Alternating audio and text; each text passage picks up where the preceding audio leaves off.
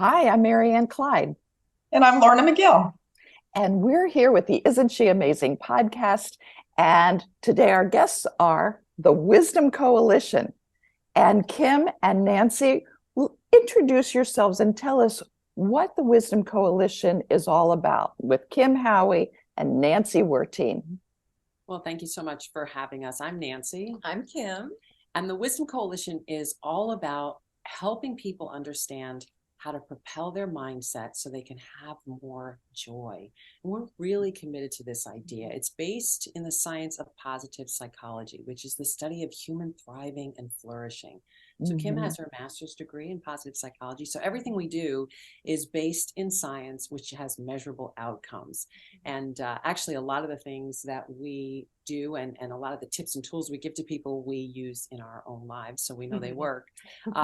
But this idea of the human thriving and flourishing is really important because that's the way we should live our lives to the fullest and making the most of every single day. So we really teach people how to understand their inner world so that they can use positivity to get to a place where they're going to have a positive mindset.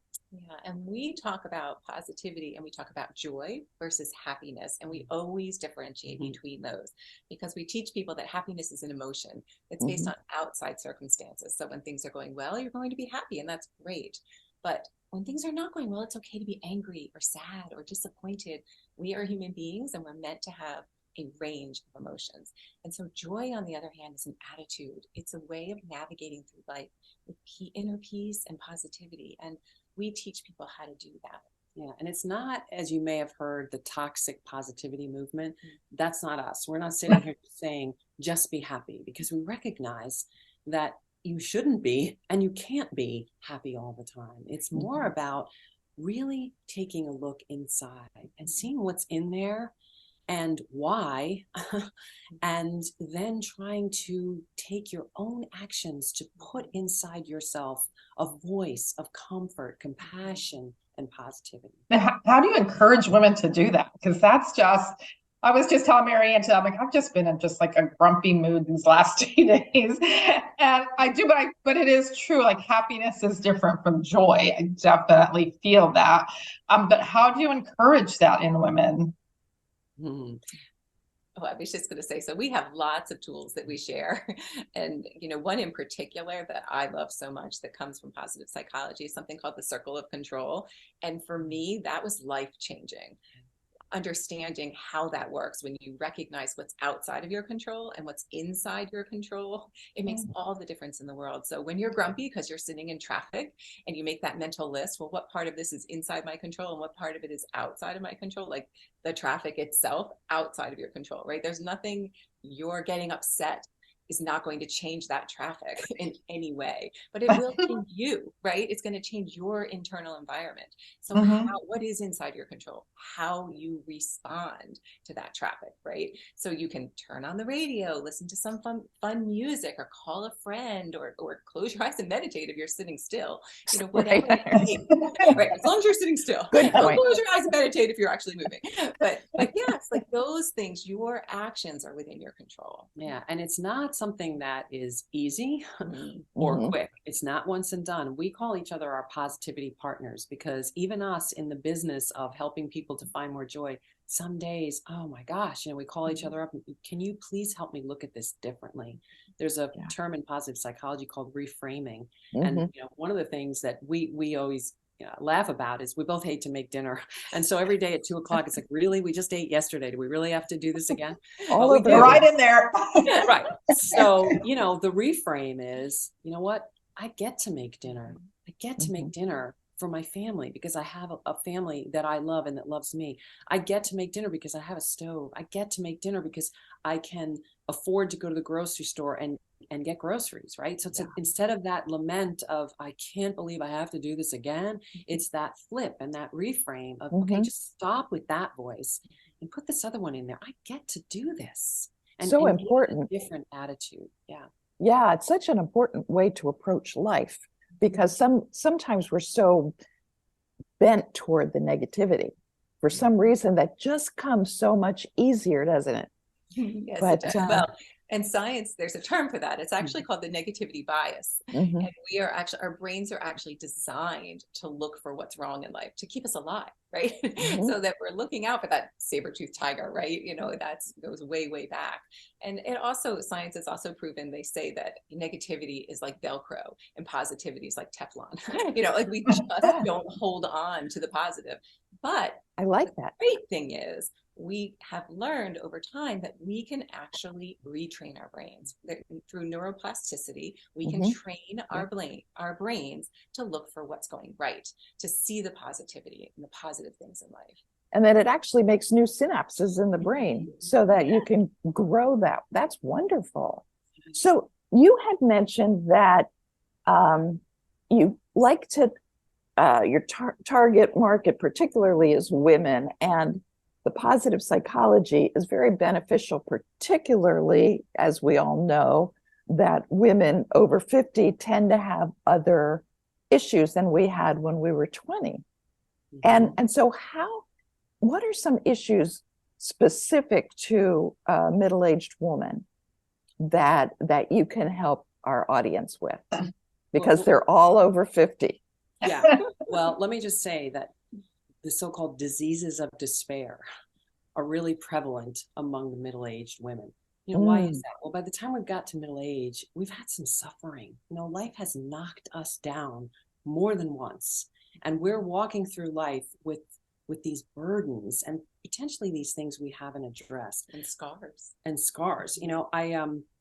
I pulled some really upsetting statistics. Really, I am a journalist, so forgive me for statistics. But the Wall Street Journal reports that middle-aged women have some of the country's highest rates of antidepressant use, saying 1 in 5 women 40 to 59 and 1 in 4 women over 60 use antidepressants. And so why is that? Kim and I just wrote a newsletter on our website about this thing called silencing the self theory. That many times by the time we hit midlife, we begin to silence ourselves. I mean, think about that for a minute. Why do we do that? Because we sacrifice our own needs for the needs of others, right? We're putting everybody else in front of us. What do we need? I don't even know what I need anymore because I've spent so much time focusing on everybody else's needs. Right. Staying silent to keep the peace. I don't want to rock the boat. I want things to be nice. I should be good. I should be nice. All these kinds of things. Distancing ourselves from what we really feel. And this is what we work on. Our second book is called The Power of a Pause. And it's about this idea of stopping and turning inward and listening. Yeah, how do we help women? When we sit at our retreats and we tell women to identify those self-limiting beliefs, this was what we did at one of our recent retreats. Now, what are those things that you are thinking that are just not true? We had the women sit around in a circle. It was, and we had them write down their strongest belief and read it out loud. I am a failure. I'm not worthy. I'm not good enough. I'm not worthy of love. I mean, it's heartbreaking. How do we get to middle age with these ideas about ourselves that are just awful? And so what we say is, you got to drill it back down. If you're under this avalanche that you spent your whole life, all these rocks, we've got to help you lift those rocks off. And that really comes from sitting in it. We don't want to feel the pain. It hurts. Nobody wants to feel that. But we have to get in there. We have to understand it and then understand how to flip it. Yeah. And the practice of self-compassion. We love teaching Dr. Neff's research on self-compassion and the 3 components. And the very first component is mindfulness. And when she speaks about mindfulness, it's not just the typical like noticing, it's the acknowledging that you are suffering and not judging yourself for suffering. And that's what we tend to do. We beat ourselves up in so many ways, and then we beat ourselves up for beating ourselves up, so it's this vicious cycle. And then the second component is this common humanity, which helps you to recognize you're not alone. The suffering that you're experiencing, there are other people out there. And it's not like misery loves company. It's just understanding that it's not just you. Right. And then the third component is treating yourself like you would a dear friend. And that one is the most challenging, because what we do is we are so cruel to ourselves. We treat ourselves like we wouldn't even treat our worst enemy. And so flipping that switch around and imagining that we are our best friend and treating each other that way. Like, I would never talk to Nancy the way I speak to myself. And so imagining that I'm speaking to her rather than speaking to me, or she's speaking to me, and putting those words in my head instead makes all the difference in the world. Yeah, and I think this was a chapter in your book. I think Nancy wrote this particular one because you went back and forth with the two of you, but it was, go ahead, admitted we all do it. And it was that bad self-talk that we all do to ourselves.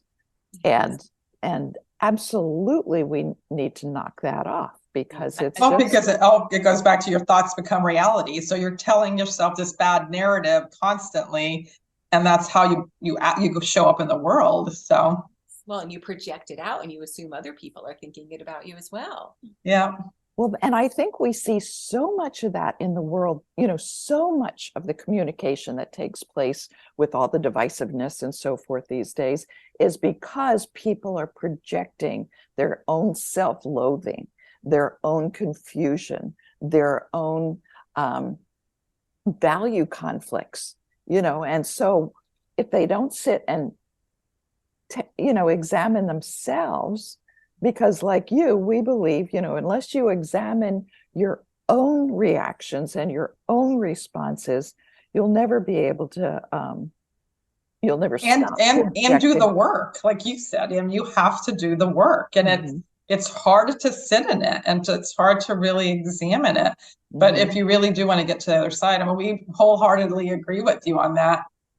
You have to do that work yourself. And I think a lot of times we're just not aware of it. I think in the book I called it the emotional firing squad, right? Where I said, normally I make a mistake or something, and I'm just fire away, boys, with abandon, So it's that first step is awareness, just like anything else, just being aware, like, oh my goodness, I can't believe I'm speaking to myself that way. I can't believe I'm turning these daggers inward.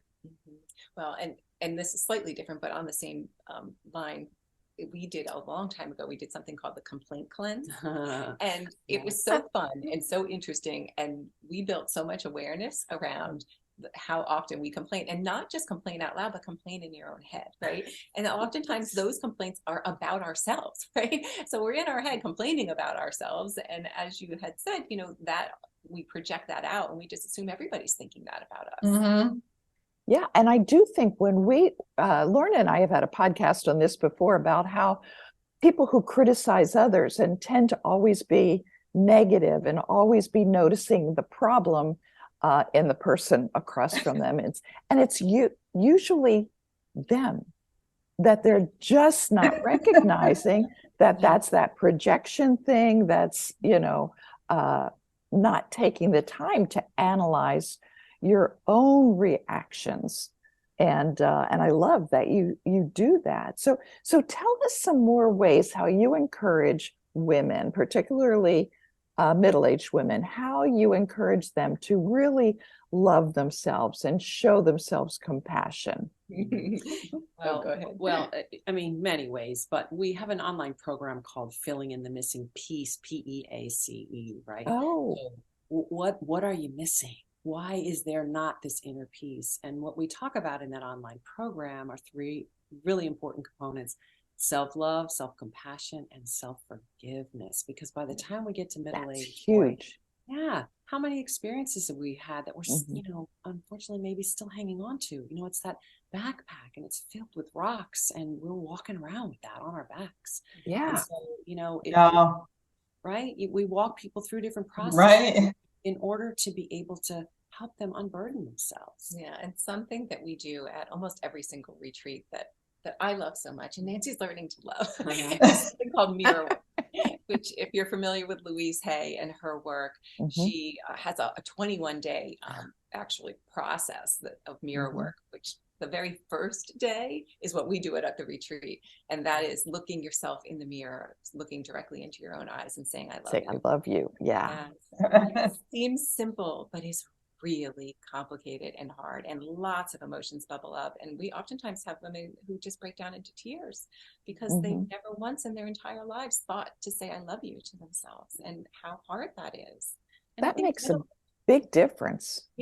And middle age is the time in life, right, where you maybe you're in that sandwich generation, right? I know I am. My parents are in their 80s, and then I've got a kid in college, right? And I always say it's not a sandwich, it's a sloppy hoagie, right? You bite into it and drip it on A sloppy Joe. But it's like by the time we get to middle age, boy, we've kind of we're at middle age. If our life is a day of meals, we're starting dinner. We've already had lunch and breakfast. And so it's like this realization that I had all this time, but I suddenly don't have all this time. And where am I, and where do I want to be, and what do I want for the rest? When Kim and I first started talking about body image and doing work with women there, in preparation for one of the things one of the exercises, I pulled out a picture of myself when I was 19 in a bikini. And I'm looking at this picture, wow, wow, look at her, right? But I remember being 19, and I didn't all I saw was lack. That's all. No kidding. So it's like, I think when you get to middle age, it's like, okay, I had that and I didn't appreciate it. Let me look at what I have now and appreciate all the things I have now. Let me focus on not what's wrong and not what I don't have, but what do I have? And what can I be? And where can I go? So it's really, I think, a matter of really focusing your attention in the places that matter. And if that is to figure out why you're burdened and to figure out what's in your backpack, then that's where you need to focus your attention. And one thing you focus on too, excuse me there, was just teaching women to find their strengths. Yes, I was just going to say that. Go ahead. Yeah. A big piece of it, right, is as women, I think we tend to look mostly at our weaknesses or our perceived weaknesses, I should say. Right. But recognizing our strengths and using them in new and different ways, positive psychology shows that that's how we thrive in life. We own our strengths, and we also strength spot in other people. So I own my strengths, and I point out your strengths to you. I say, wow, that's such a strength of yours. I love when you do that. I love your sense of humor. I love how you use humor to diffuse other people's anger. That is what we need to do for ourselves and for each other. And also in tandem with our strengths is our values. Knowing what really matters to us and making sure we're living in alignment with that, right? Right. Yeah, and Marianne and I had a big discussion on that last week. Right, like we know what matters, but are we living what matters? That's like a really big examination when you really do pause and think, like, what do I value? And am I living my life in alignment with those? Many times we're not. Right, absolutely. It's such an important thing to live with those values. And what was the name of the test that you do that what's that called? VIA, values and action, VIA. Yes. Talk about that, because you use that evaluation and you encourage other people to use that as well. Yes. So it was created by Dr. Martin Seligman, who is the founder of positive psychology. Yep. And you can take it for free on their website. It's amazing. They've had hundreds of thousands of people complete this survey. And basically what it does is it ranks your top 24 strengths, character strengths. And it's just a fabulous resource because, first of all, you recognize that we all have strengths, right? And that's a beautiful thing. And you get to see, which are your top and recognize that you still have all the other ones too, so your top 5, they call them your signature strengths, but you also have all these other strengths as well. That's so important. And do you do that test at or that evaluation at some of your retreats as well? We do that more in the mindset management workshops. Okay. Different environment, because really that's, for men and women, and positive psychology being the study of what's strong. So now, especially in the professional world. So if you are able to say, okay, these are my 5 top strengths, these are not, a lot of times we're in the business world trying to put a square peg into a round hole. This is, let me move more in this direction because that's where I really thrive. And, some of the character strengths, One of them is zest. And Oh. I love that, because zest, like, who even thinks about whether you have zest or not, you know? But zest is a really important strength if you have it, you know? And Mhm. I know that we've taken it several times over the course of the last 7, 8 years. And every time I've taken it, because we've put a lot of space in between when we've taken it, it's changed a little bit, just a Mm. little bit. But for the most part, it's the same, you know? So it's always those same things that you can say, well, this is where I need to be going. This is the direction I need to be going in. Yeah, Mhm. and I also think, as you mentioned, right? So those bottom strengths, right? They're still strengths, but they're not your signature strengths, right? You can seek out, like Nancy and I are very different people, but we support each other and we work so well together because we understand our strengths and we complement each other with our strengths because we don't have the same strengths. And it's a beautiful way for women to work together because, you know, women can be really hard on other women.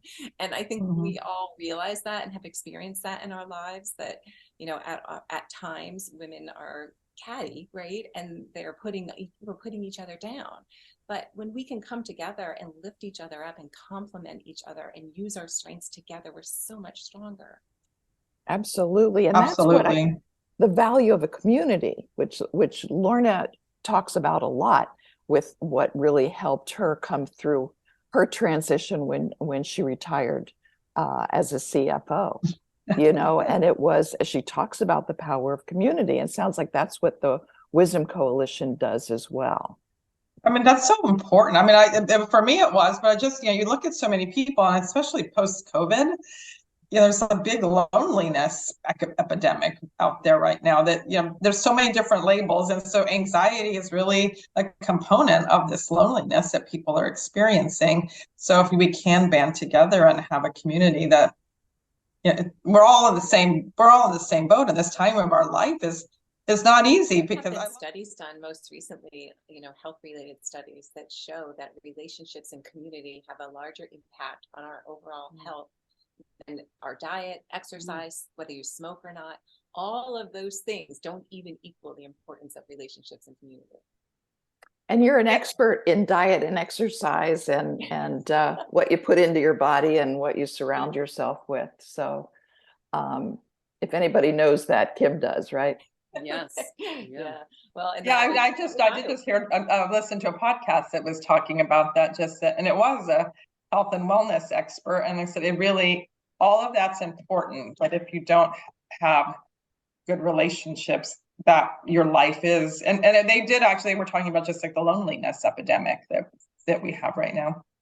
And you think that's a specific need specifically for women our age? Is that right? Well, I think it's just, you know, as we were talking about before, it's harder, you know, when your kids are young, you've got lots of opportunities to meet other people, and, you know, you're their friends and parents, and, you know, you're hanging out, or they're in sports activities, and you're going to games and you're meeting people, or, you know, there's school activities, you're going to plays, whatever you're doing, lots of opportunities to meet new people. But as we get older, those opportunities, you know, they just shrink a little bit, right? So maybe you have your neighbors, or you have longstanding friends, but then they move, and little by little we become a little bit more, and because of the pandemic, even more so isolated in our lives. And so it takes intention to go out and seek people, and not just seek people for the sake of people. You want to find people who have shared values that you have, that, you know, enjoy doing the things that you enjoy doing. That's so important. And when you feel lonely, or you're experiencing kind of a disconnect with your relationships and so forth, when does the power of the pause come in? Does it come in for all those things? Well, you know, what we write in the book is that, you know, there's an intended pause and an unintended pause. So, you know, an intended pause is a meditation, mindfulness, stillness. An unintended pause, a death, an accident, a pandemic, you know, all those things. I mean, we feel that all self-reflection begins with a pause, and it's so important. And in our book, we walk you through a 5-step process for making the most of a pause. I mean, so the pause is really the root of everything. Right. Well, and when we think about it, how often do we stop and pause? You know, I always like to say, you know, we're human beings, not human doings. And we walk around, like heads disconnected from our bodies, and we're just going, thinking, we're never stopping. And it's so important that we stop with intention and look at what we're doing and who we are, and are we on the right path, and are we doing the things that are in alignment with who we want to be and how we want to show up in the world. And many times I think the constant doing is avoidance, as we don't it's so avoidance. we don't want to feel our feelings. Who the heck wants to do that? But by the time, when we're in middle age, I think our sense of self gets rocked. We you kind of get thrown into motherhood, and you get this big flip of who you are and who you think you are. You settle into that. Then you're all good with that, and then your kids leave. And even if you don't have children, you get to this point where you're in middle age and maybe you're thinking about retiring or what you're doing. And then you get menopause, for heaven's sakes, which is insane. And, I just did a story on this, the way that women feel, that they are not heard when they complain about their menopause symptoms. They're not taken seriously, right? And it's happened to me. They're offered, Prozac, Xanax, gabapentin, for hot flashes, like all these kinds of things. Yeah. And so it contributes to the feeling, I think, that middle-aged women have, that they're dismissed by society, right? Because now we're looking at our aging selves. Menopause sort of takes some of those things that were the way we defined our femininity away from us. It changes our bodies in ways that nobody really tells us. And you don't like. Right.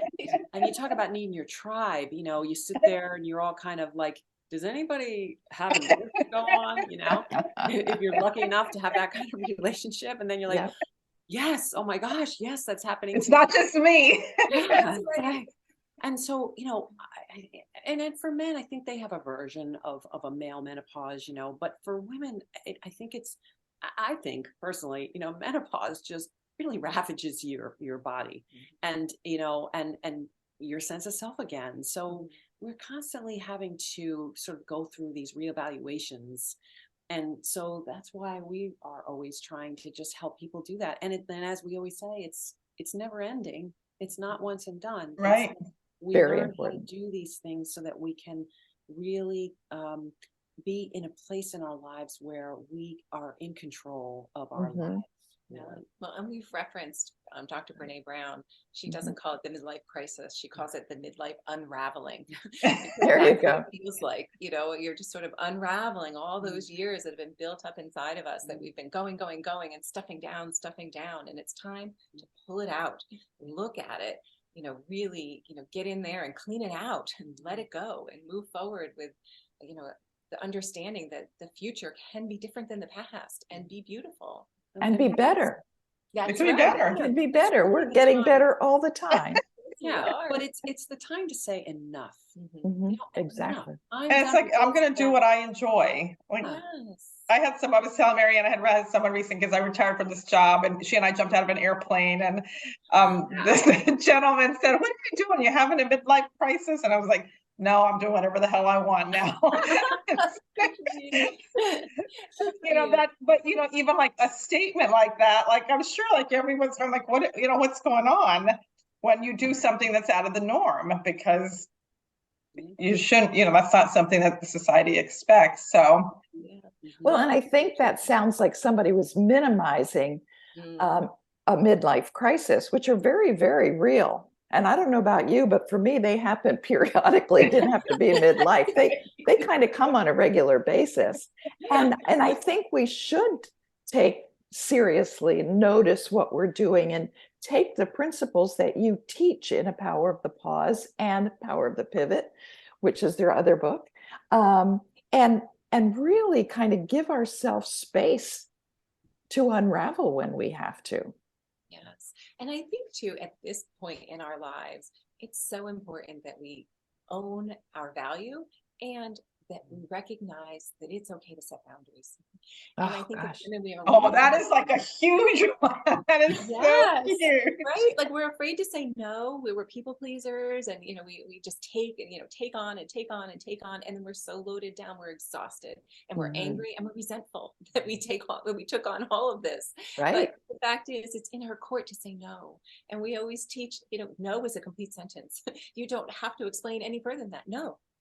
But if it's hard to just say no, you can say, no, I can't do that right now, or no, I can't do that, but I can do this. Mhm. There are different versions of no, but it's okay to say no. Like, thank you very much for asking. No. That's No. right. Good one. Glad you have the confidence in me to do that, but no. That's Yeah. right. No, thank you. So you know what, before we ever end a podcast, we always like to give the audience a step, something that they can do as soon as we go off the air, as soon as they step out of their house or out of their office. And so I'm wondering if you guys have a step that you recommend besides saying no. It's a really good place to start. Well, go ahead. Were you going to say? Well, I was going to say the joy exercise. That's exactly what I Oh, was going to that's say. so good. Yeah. You think alike. I do think like, well, we're like the same person. It's so funny because we joke like the other day, Nancy was having, well, not just the other day, but she's had a problem with her eye. And I said, it's your right eye, right? Because my right eye is killing me. It's like we feel each other's pain all the time. That's good friends. Yes, we're just so connected. But we typically do an exercise when we're in groups of people just to help them understand and connect to what brings them joy and to help them let go of the things that steal their joy. And so we have them take two separate pieces of paper and write on one piece of paper the things that bring them joy, and on another piece of paper the things that steal their joy. And then we have them take that piece of paper of things that steal their joy and crumple it up and throw it away and let it go. So it's the physical feeling of letting go of those things that steal your joy. And then those things that bring you joy, hold it up really nicely or laminate it or do something, put it somewhere, put it on your refrigerator where you can reflect on it, when you need to. So when you are in a grumpy mood and you need a reminder, go back to that list, because And I love that. Yeah, I mean, when you watch children, joy is effortless, right? They're running around, they're just twirling for like no reason, and we get to be adults and you what don't twirl brings for no reason. I don't twirl for no reason, and and it's like, what brings me joy? I mean, sometimes we do this exercise. People are like, I don't even know, like they haven't Right. thought about it in so long. Right. So And the next time we twirl without anybody instigating it, people will look at us funny, but we'll tell them, you told us to do this. Well, I will say I have learned to I dance around the house. I burned my hand a while back, and I was doing I was learning how to. I was wearing a white glove, and I was walking around the house trying to do the moon dance, and my husband did not find it amusing. I love that. He thought I had lost because that was really so out of the me that I used to be. So he was like, where did this person come from? I'm connecting to my inner joy. Yeah. Found my joy. That's right. So Nancy, you were finishing then before I chimed in there, and then Lorna chimed in. You didn't get to finish your step. But I just think it's really important to just recognize that we can find these, we call them jolts of joy, all the time. We can look out the window and it's springtime in our part of the world, and appreciate some flowers or a bird, or these jolts of joy. They don't have to be huge. I think a lot of people think like they assign this big thing. Well, I'm going to take a trip. No, it's just because then you got expectations, and that's a whole nother problem. That's right. Just dialing into what exactly does bring me joy, and how can I get more of that? And Great question. Great question. We really love that you guys focus so much on joy, and you guys emanate the joy that you focus on. So we really want to thank you for taking the time to be with us. And thank you. Yeah, absolutely. And if people want to go ahead. No, I was just going to say, and I'm going to go do that little exercise that I did something similar, but I love that, putting the joy, things that bring you joy, and reminding you. That's great. And then, so if they want to get in touch with you, the audience want to get in touch with you, thewisdomcoalition.com, right? Mhm. Yeah, you got to think real Got hard it. about that spell coalition. Right. Well, I'll put it in writing on the screen. How's that? Should have been like the Wisdom Gals. It would have been easier. It's just a mental challenge, which we also need at our I mean, age, that's right? good for you as you age to do kind of those challenges with word plays. Yes, that's so funny. Well, and they Aw. can email us at findyourjoy@thewisdomcoalition.com. We love our email. Perfect. It feels like an action statement. Yeah. That's right. Yeah, Well, that's thank great. you. Thank you. And that's their other action step, is get in touch with the Wisdom Coalition girls. Thank you, Nancy. Thank you, Kim. Thank you so And much. good to Thank see you, Lorna. We'll see you later.